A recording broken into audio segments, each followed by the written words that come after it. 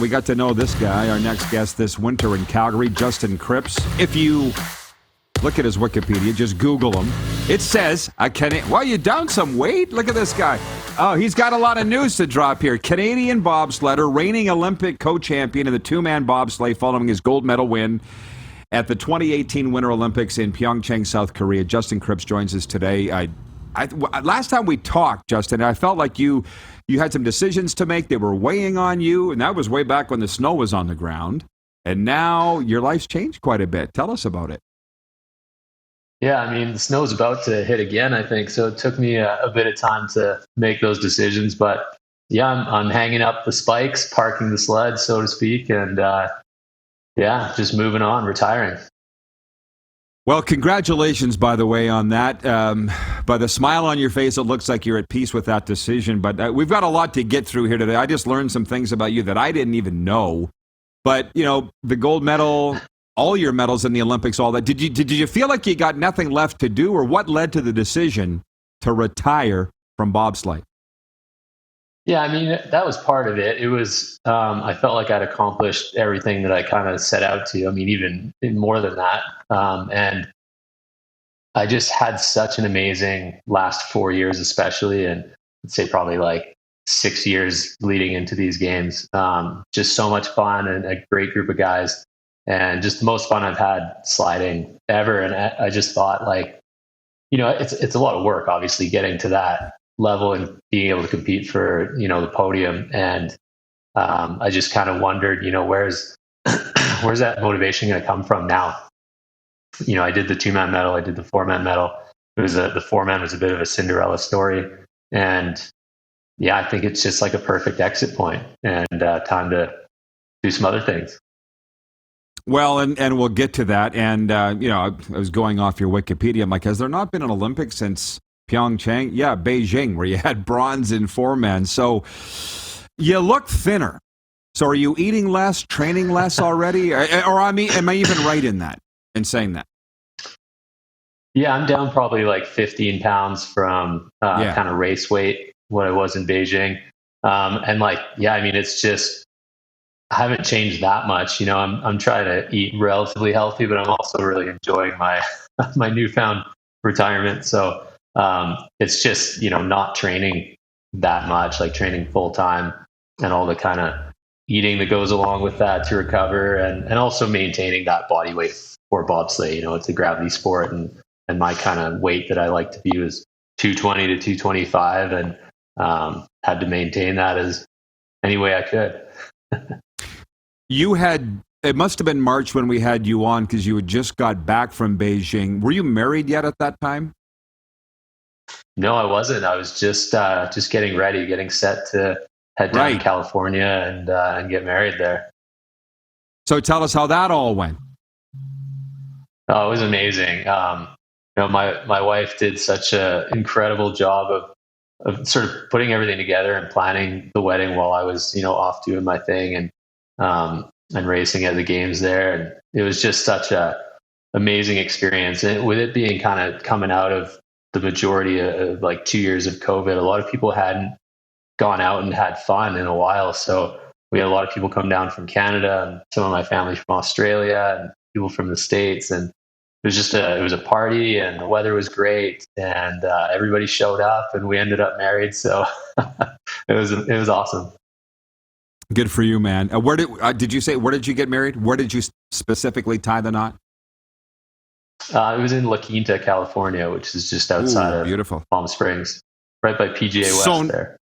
Right. So nice. They named a hotel chain after it, La Quinta. Now, I didn't ask you this the last time you were on, that you're from Hawaii. So tell me how you're obviously a natural U.S. citizen, how to come to be that you're competing for Canada in the Olympics.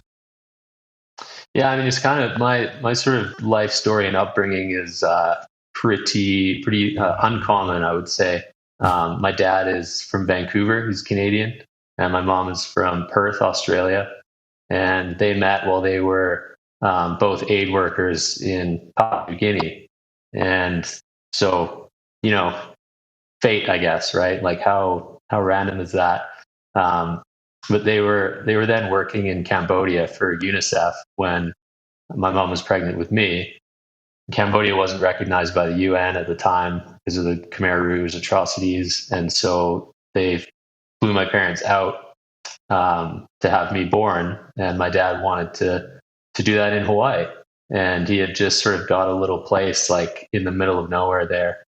And I was kind of born, in a hut in the jungle there, and so I was American. And then when they finished up, we went back to Cambodia for about 18 months. And when we finished up, I immigrated to Canada when I was, 18 months, 2 years old. And we went back and forth from Canada to Hawaii. And my parents kind of grew all their own food and stuff like that and kind of lived off the land. And we ended up staying in Canada for high school. And consequently, I got into sports in Canada and went to university in Canada. And that's how I got recruited onto the Canadian bobsleigh team. So, a little kid from Hawaii ended up being a Canadian Olympic bobsledder.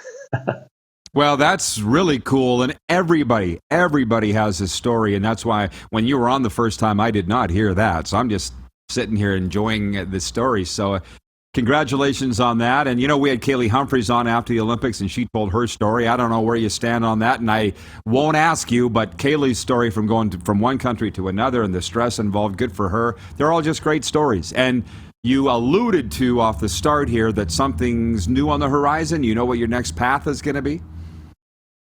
I mean, I know what I kind of want to do. I was thinking about during the summer, like it's important to me to pass on all of the kind of knowledge I've accumulated about bobsleigh over the, last 16 years. And hopefully keep that in the Canadian program. So I'm looking to get into some coaching, and been talking a bit with the national team here about, fitting in somewhere and helping out the next generation of athletes. I just had such a incredible experience. It was hard at times, obviously. There was a ton of challenges, but it seemed like every really big struggle that I had right after that was some, great success, some sort of defining moment. And I just want other athletes to have a similar experience to what I had. And so I'm hoping to pass that on as best I can.